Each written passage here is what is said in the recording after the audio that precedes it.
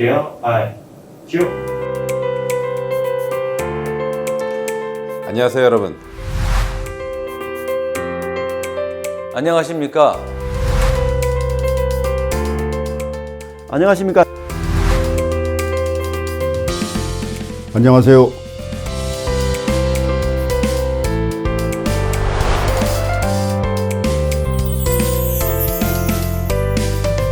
안녕하세요.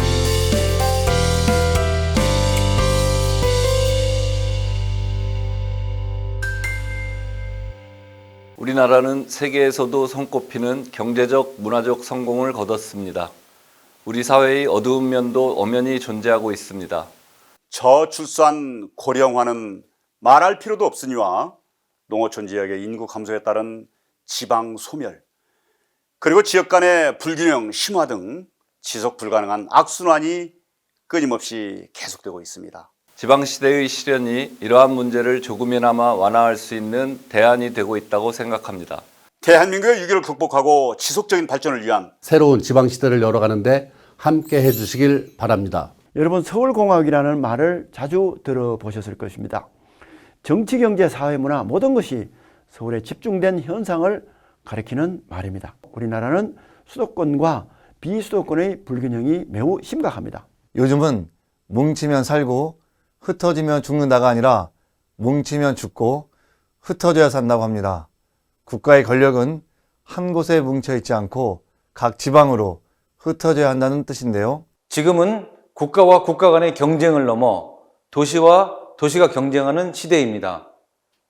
주민이 살고 싶고 더 머무르고 싶고 또다시 돌아오고 싶은 지역을 만드는 것이 핵심 과제입니다. 전 세계로도 보면 우리가 강한 국가라고 하면은 그 국가 안에 좋은 도시들이 많이 있는 거죠.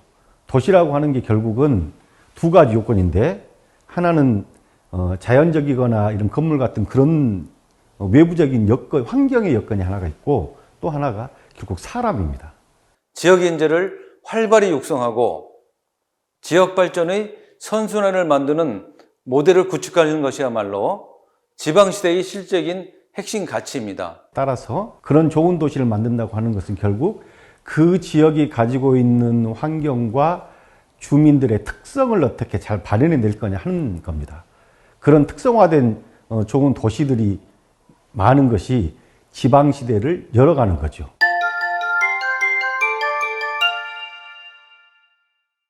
제가 생각하는 지방시대는 보통 사람의 소박한 꿈이 실현될 수 있는 그런 시대입니다. 풀뿌리가 살아야 아름다운 꽃이 피듯이 보통 사람들의 꿈과 희망이 실현될 때 지방, 더 나아가서는 국가가 성장할 수 있는 것이죠. 제가 생각하는 지방시대의 주요 키워드는 혁신입니다. 혁신은 단순한 변화가 아니라 지역이 가진 한계를 극복하고 자립적 경쟁력을 갖추기 위한 전 분야에 걸친 노력을 의미합니다. 콘텐츠를 혁신하고 제도를 혁신하고 일하는 기풍을 혁신해야 합니다. 지방시대의 목표는 떠나고 싶지 않는 살고 싶은 도시를 만드는 것입니다. 청년들이 지방에서도 직장을 구하고 결혼에 정착할 수 있도록 교육과 일자리, 문화, 의료의 부족함이 없는 도시, 수도권보다 살기 좋은 지방을 만드는 것이 지방시대가 나아가야 할 방향입니다. 지방자치단체의 자율성과 책임성을 강화하여 지방이 강한 나라를 만들고 이를 디딤돌 삼아 대한민국의 지속가능한 발전을 이끌어내는 것이라고 생각합니다. 따라서 자치단체가 잘 이행할 수 있는 사무는 자치단체 스스로 결정할 수 있도록 해야 합니다. 중앙정부보다 현장에 더욱 가깝고 주민과 더욱 친숙한 자치단체가 보다 많은 사무를 처리해야 하고, 지방시대를 열기 위해서는 중앙과 지방이 유기적으로 소통하고 협력해 나가야 합니다. 주민의 행복을 위해 다툼이 아닌 협력으로 지방분권을 실현해 내어야 합니다.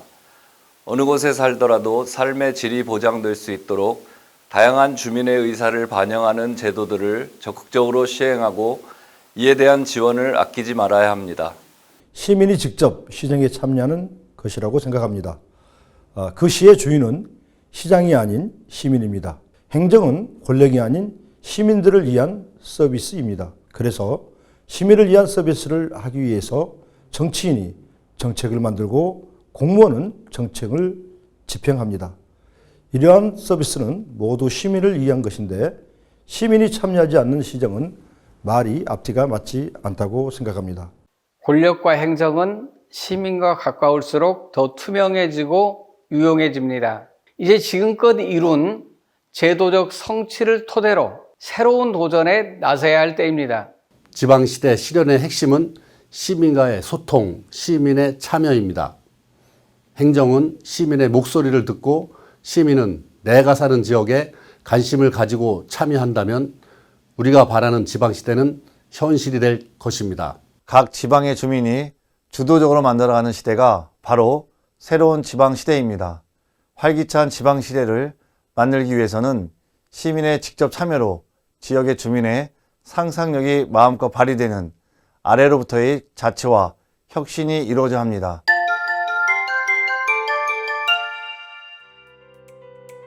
저희가 지방자치가 다시 부활해가지고 된 지가 한 30년 됐는데 아직도 여전히 부족해요.